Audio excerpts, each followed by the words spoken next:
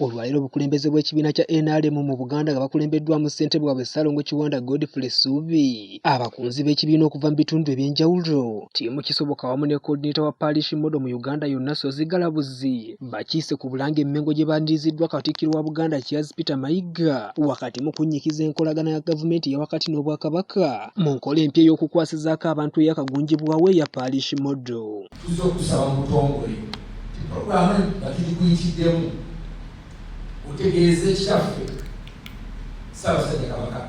Omukwanaganya wa Parish Model Galabuzi asoose kunnyonnyola nsonga ezisimba mu nkola ya Parish Model, wabula n'asaba obwakabaka okukkiriza gavumenti okweyambisa obukulembeze bwabwo okusobola okunnyikiza okunnyonnyola abantu ebirungi awamu n'okubakkirizisa enkola eno. Eviira ddala ku National Development Plan 3. Ng'abo omanyi w'ekitiibwa gavumenti etambulira ku plan.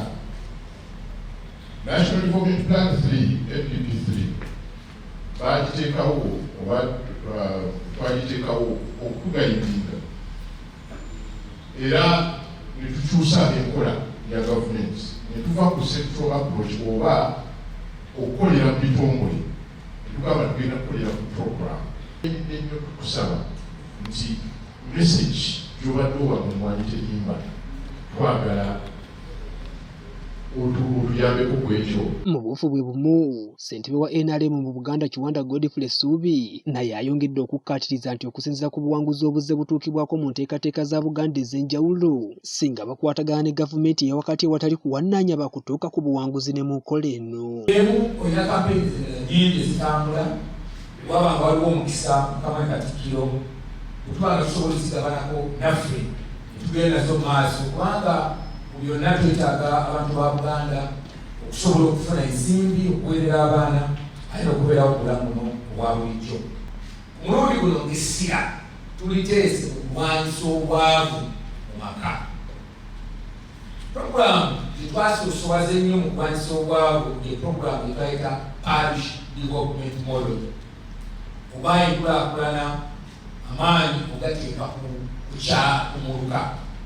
Wabula bano Katikkiro abasabye okusooka okulwanyisa enkola ey'ekirabba emirimu gya gavumenti egy'enjawulo, kuno nga kw'otadde n'okulwanyisa embeera esibya abantu mu bwavu nga kijja kuba tekyetaagisa na gavumenti kukwata nsimbi kuzizza mu bantu. Sisobola kutakibagamba mwereezewo obwavu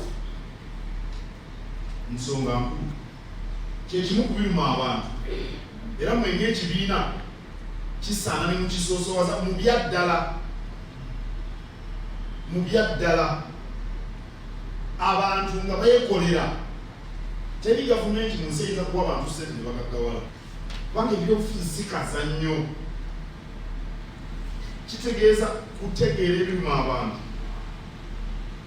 ate n'okubinogera eddagala. Tewaliwo okutegeera ebiruma abantu naye eddagala n'omugafu.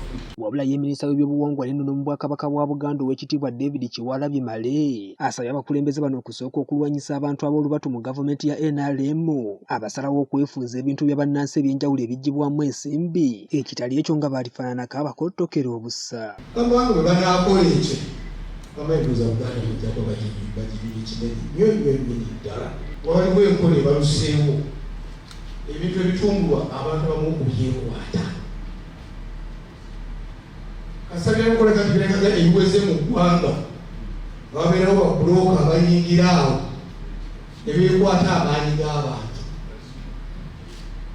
Wabeera kasooli atole bamala okumulima bonna alina obuyinza obumutunda ali omu ate nga bwe kiri bwebeera mwanyi obalabirize agitunda ali omu. Disani Kyeswa, Dream TV Amakungunte.